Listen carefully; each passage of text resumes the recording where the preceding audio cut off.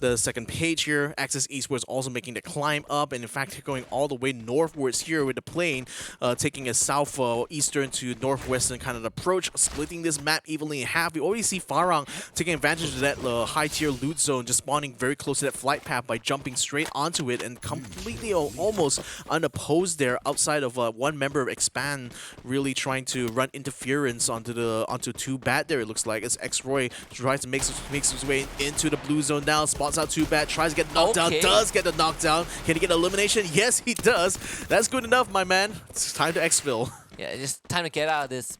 Because nearby Clock Tower, I believe Anxiety also dropped right there. So worst case scenario would be Anxiety kind of start winning those initial fights. But so far, KOG, they're not winning theirs. Kind of getting gunned down by the members of Team Flash. Sem9 also getting the same treatment from VGM. It seems like the VS have basically sprung into action.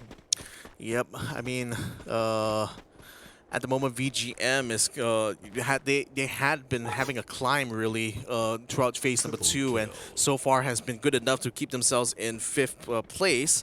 Early on, they were in 4th though, so we'll see whether or not they'll be able to continue on the streak. But at the moment, there's a single member of Sem9 they're trying to hunt out for. It's just spotted here. Boyte unfortunately gets the wrong end of the barrel there as he gets knocked down by Raja first, who has the double Chris. He's going to try to find another member to take down. He takes down Bingsu as well. What is this? A one-man army here? Vantan might be next on the list, but he fortunately is able to cut him down with the shotgun, and that allows them to finally put an end to Raja's little streak. Honestly, Raja almost became the hero. Yeah. All those isolated fights are really dangerous when you're up against a double vector. Something that, I think VGM kind of learned the hard way. MDH, on the other hand, they just revived their team and they decided, you know what? We're also gonna get active.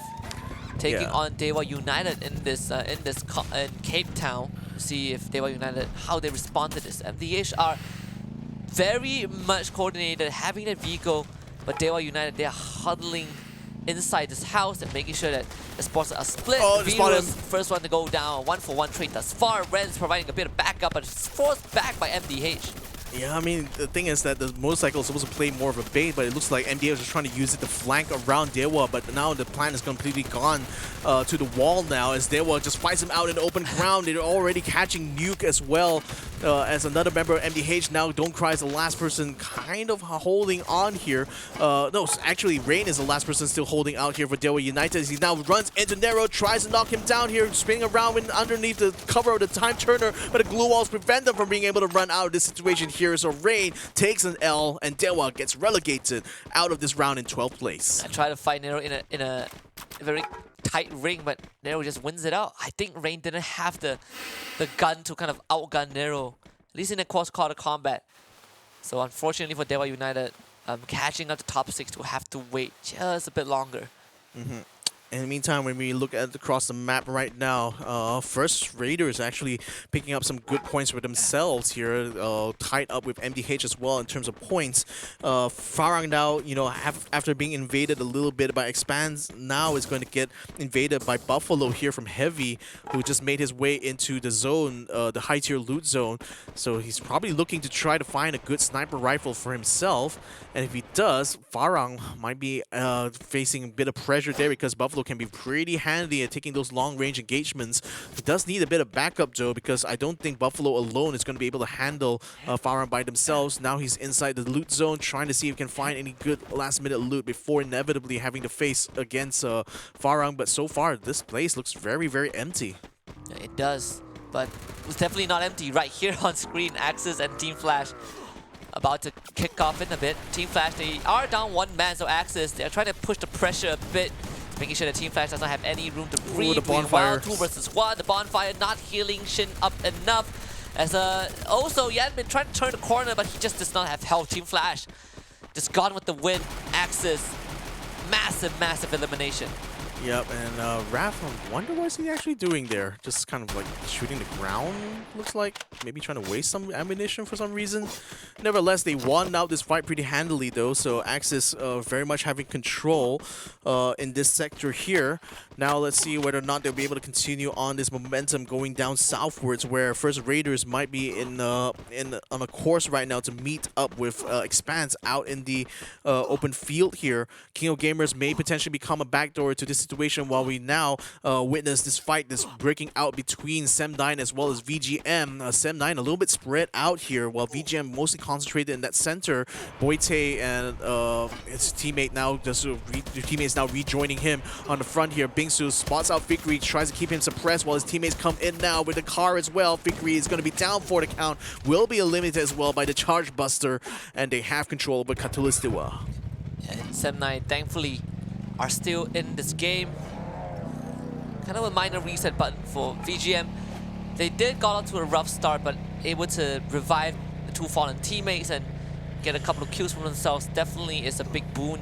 But unfortunately for Sem9, they had a slow round on Alpine, and this round kind of feels like it as well. Newbie not having the coins to buy his teammates back means that you have to go for that long march to find a revival point. There is one at Graveyard that he can bank on though. Yep, that new circle now lands on top of King of Gamers, First Raiders, Expand, as well as Farang.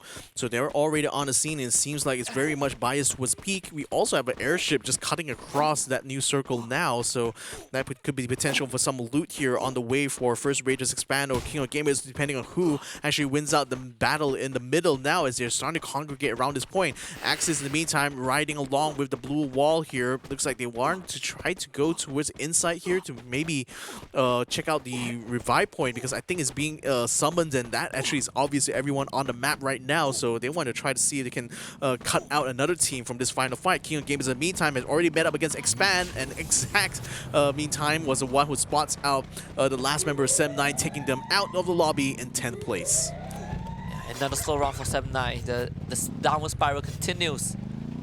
KOG, they have decided to kind of set up shop around here. They still have, one of their members going on expedition is Oscar. There's a lot of noise being made. First Raiders, as well as Expand, will hear this going on around them. But KOG has been able to stay out of trouble for now. And Roy, on the other end, he is just fishing for a couple of shots, not able to find it. But KOG just nicely out of sight. Not out of sight because VGM has actually started to creep up behind them, so KOG is actually turning around to try to prevent VGM from backdooring them. So this has given Expanse a bit of space now to try to set themselves up a little bit better on that hillside. But the problem with that hillside is that there's literally no other urban areas for them to hide into. Now that King of Gamers has successfully forced VGM off, they can turn around now and keep their focus onto Expand. Meantime, Axis is making a rapid reposition towards Bakmati Strip, and probably will be joining the rest of the squads here in the middle. So you can see this is getting very crowded. Top of the hill, who knew? It's First Raiders yet again. Yeah, First Raiders have been getting those reads right very, very consistently today. Just constantly putting themselves in the center, but it also means that First Raiders aren't really actively looking for those kills, right? We're looking at, we were talking about needing kills and placement points to get a bigger boost, but if First Raiders plays this and it works out, it will be slower, but eventually they will get there. Exacto, unfortunately, gunned down by KOG. Axis were right behind KOG trying to chase them down, but KOG reaches safety first. Now, Axis, they do have the cover of the factory, an area that KOG needs to cut through. But KOG, they actually have a second option. Just take the vehicles and ride around it. Let's see what they have in mind, though, because KOG, they have the man advantage. So Axis is going to take on top of this, top of the factory here, which is a good position to try to defend from. The thing is, the Axis is running with one man less. King of Gamers still have a full stack, so they will have the man advantage going in. The question is, who's going to be able to spot the other out first? Oscar is going to try to go in with the motorcycle, reminding Axis that they're completely surrounded right now. Just a matter of time before King of Gamers decide to meet them up on this platform here. But Axis just holding position. They're really playing very patiently right now, not wanting to expose themselves to too much risk here. But pretty much it's going to be a battle for only the two of them. And with the circle actually landing on top of them, That actually might work out a little bit better for Axis. Not so much for First Raiders though. Now they're going to be forced to move out of Peak, and that might run them straight into where Farang and Heavy is. And even VGM might even spot them out before they were able to make that move. And the airship is coming through though, so I think First Raiders is also thinking about trying to pick up some good loot from that airship before heading to this next circle. Yeah, so this Fire Factory is gonna kind of just be stale for a while. Expand having majority of the control for the center of the circle. We see Farang shooting at Heavy just now. It seems like they're kind of moving towards Heavy as well. It's a challenge from Farang. Just picking up loot that's actually being scattered around here thanks to the airship.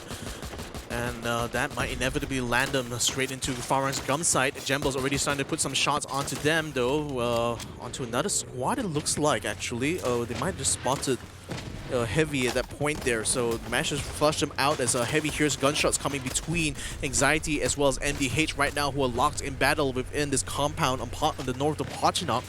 And DNP has Hawkeye very much locked inside the barn right now. Just need a couple of throwables to send in there in order to flush him out. Kanoho is just watching on the sidelines here together with the rest of the squad, trying to think exactly how they can try to pull this off. In the meantime, Hawkeye finally gets taken down there in spite of the fact he puts on a glue wall a little bit too early, I think, because it prevents, doesn't quite prevent anyone from walking up the staircases there.